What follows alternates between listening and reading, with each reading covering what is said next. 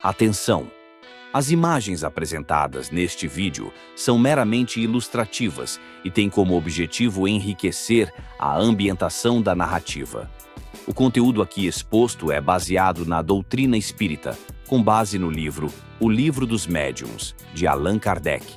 Nosso propósito é oferecer conhecimento, reflexão e um olhar mais profundo sobre o mundo espiritual, seus fenômenos e seus princípios. Assista com a mente aberta e permita-se ir além do véu. Episódio 2: O maravilhoso e o sobrenatural.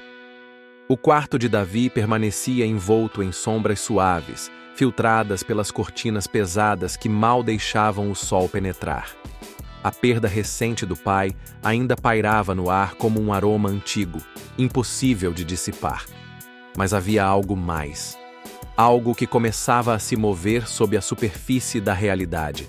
Um ruído silencioso, uma presença invisível que o acompanhava desde o funeral.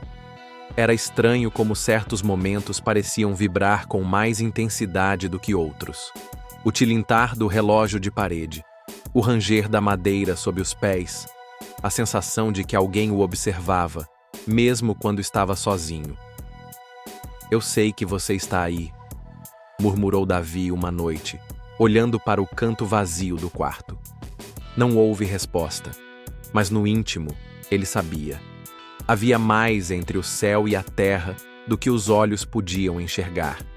Desde a leitura dos primeiros trechos do Livro dos Médiuns, sua percepção do mundo mudara. Não era só teoria. Era como se o texto tivesse descido da página para dentro de sua alma, iluminando cantos escuros e despertando algo adormecido. Davi recordava o dia em que teve sua primeira experiência espiritual. Não com clarões ou vozes, mas com uma certeza profunda, como se algo lhe dissesse sem palavras: a morte não é o fim. Quando o homem não entende um fenômeno, tende a chamá-lo de milagre, de mágica ou de delírio. Mas o Espiritismo ensina que o verdadeiro sobrenatural não existe.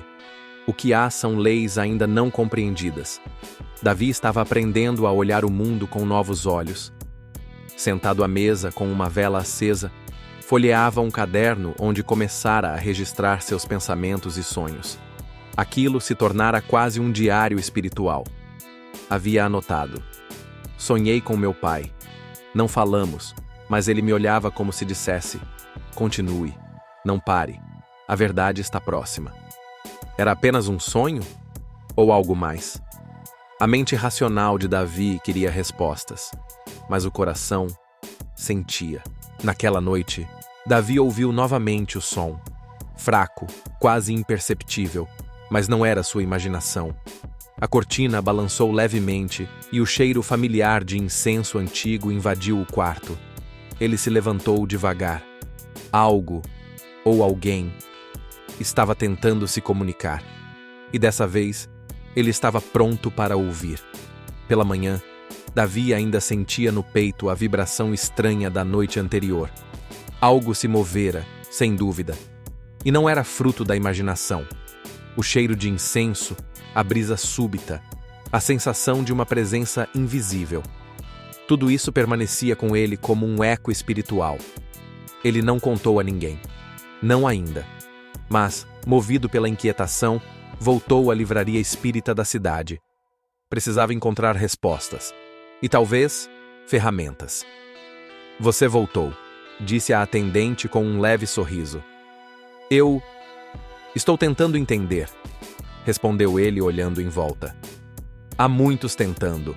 A questão é, está preparado para aceitar que o maravilhoso não é sobrenatural, mas natural em um plano que ainda não compreendemos?" Davi a fitou surpreso. A frase parecia ter sido retirada diretamente do livro de Kardec. Allan Kardec explica que o maravilhoso só assombra enquanto é desconhecido. Assim que compreendemos suas causas, ele se torna natural, parte das leis da criação. O que o Espiritismo faz é tirar o milagre da obscuridade e colocá-lo sob luz racional. A razão é o filtro, e a fé, a alavanca.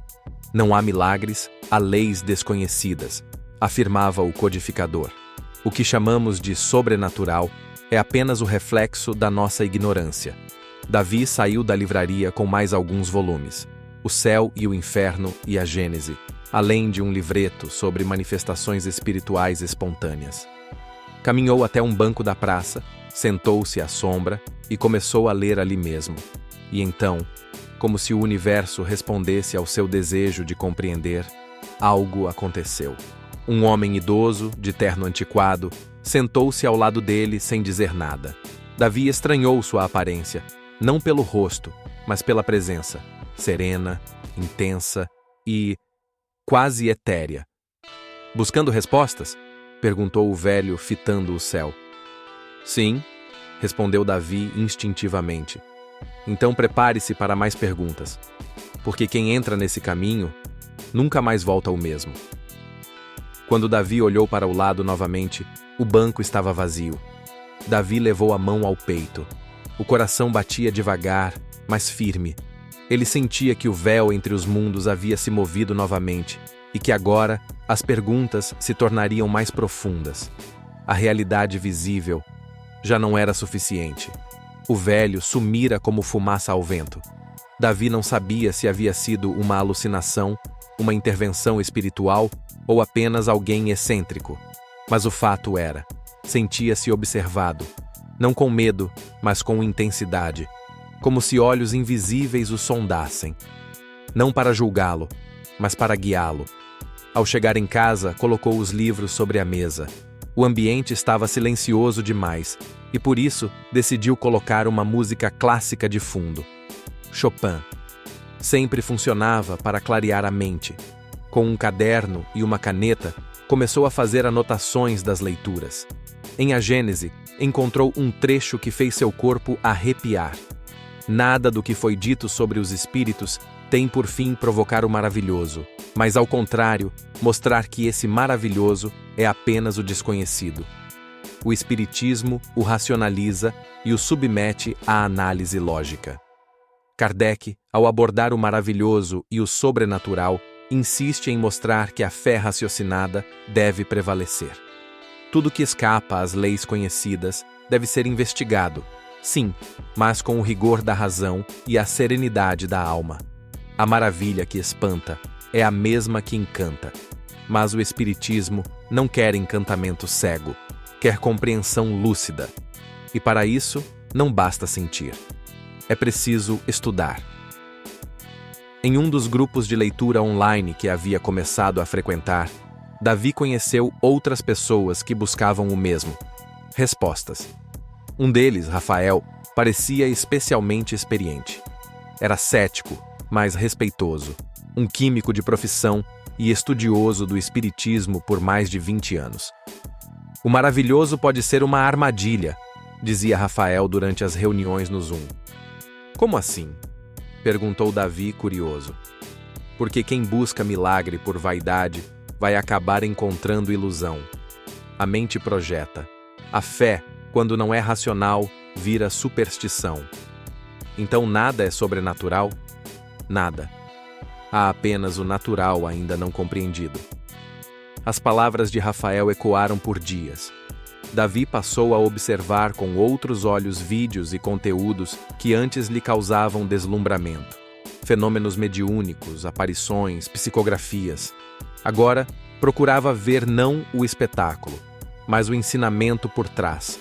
E assim, na noite daquele domingo, voltou à sua mesa de estudos e escreveu no topo da página: buscar o invisível, sim, mas com os pés no chão. O mundo invisível não era feito apenas de luz. Nem todo espírito era sábio, nem toda manifestação era digna. Davi começava a compreender que discernir era mais difícil do que acreditar. O grupo de estudos crescia. Todas as terças-feiras, Davi e mais 9 pessoas se reuniam virtualmente. A proposta era simples: ler trechos do Livro dos Médiuns e compartilhar reflexões pessoais. Certa noite, durante a leitura do capítulo O Maravilhoso e o Sobrenatural, a discussão ganhou um tom mais profundo. Vocês acham que tudo que parece sobrenatural é mesmo espiritual? Perguntou Letícia, uma enfermeira de fala doce e olhar atento. Nem tudo, respondeu Rafael, o químico. O cérebro humano é um ilusionista. Tem gente que vê luzes e acha que são espíritos, quando na verdade são descargas do próprio sistema nervoso. E como diferenciar? Insistiu Davi. Com estudo, observação e, acima de tudo, tempo. O que é falso não resiste à análise contínua. O codificador do espiritismo insiste em que o sobrenatural não existe. Existem fenômenos ainda não explicados, mas que, com o tempo e o progresso da ciência, se mostrarão naturais. O espiritismo não é religião de prodígios. Ele educa a razão para enxergar o invisível com critério e não com deslumbramento. Naquela noite, depois do grupo, Davi não conseguia dormir. As palavras de Rafael e Letícia se chocavam com memórias antigas. A primeira vez que vira uma sombra no quarto, ainda criança. O dia em que sentira o cheiro do perfume do pai dias após o velório. A noite em que a luz da cozinha piscou por 3 vezes enquanto ele rezava. Seriam essas manifestações reais? Ou frutos de sua emoção? Davi percebeu algo importante. Não precisava mais de certeza. Precisava de equilíbrio. A fé não precisa gritar milagres. Ela sussurra discernimento. Escreveu no caderno antes de dormir. No dia seguinte, teve uma conversa reveladora com sua mãe. Mãe, você já sentiu o pai por perto? Ela hesitou, olhou para o chão e então respondeu. Muitas vezes, mas nunca falei com medo de parecer louca. Eu também já senti, e agora acho que não era imaginação. Davi, mesmo que fosse, o amor continua real. Naquele instante entendeu. O maravilhoso maior não era ver espíritos, mas continuar amando, apesar da ausência física. O maravilhoso havia sido redefinido. Não era mais o inexplicável, mas o que tocava o coração sem precisar ser provado. Mas nem todos estavam prontos para aceitar isso. E nem todos os espíritos se apresentavam com essa serenidade. Gente, ontem aconteceu uma coisa estranha, disse Gustavo no grupo. O quê? Estava escrevendo no diário e minha mão se mexeu sozinha. As palavras saíram rápidas, como se não fossem minhas. Psicografia? Arriscou Letícia. Não sei. Mas algo dizia que era o pai da minha namorada falando. Davi olhou para a tela em silêncio. Sentia um calafrio. Já ouvira casos assim? Mas será que todo fenômeno era confiável? Allan Kardec ensina que o maravilhoso deve ser analisado com rigor. A mediunidade não é um jogo de adivinhações. Há mistificações. Espíritos zombeteiros, mentes desequilibradas. E pior, pessoas bem-intencionadas guiadas pela imaginação. Não basta sentir, é preciso verificar. Naquela noite, Davi sonhou com vozes. Algumas gritavam, outras choravam. Uma, porém, sussurrava. Cuidado com os ecos da tua mente. Acordou suando. E decidiu conversar com alguém fora do grupo. Seu antigo professor de filosofia, Mauro. Mauro era cético, mas respeitoso. O tipo de homem que não negava o invisível, mas exigia consistência. Você acha que estou ficando impressionável demais? Perguntou Davi. Mauro respondeu com calma.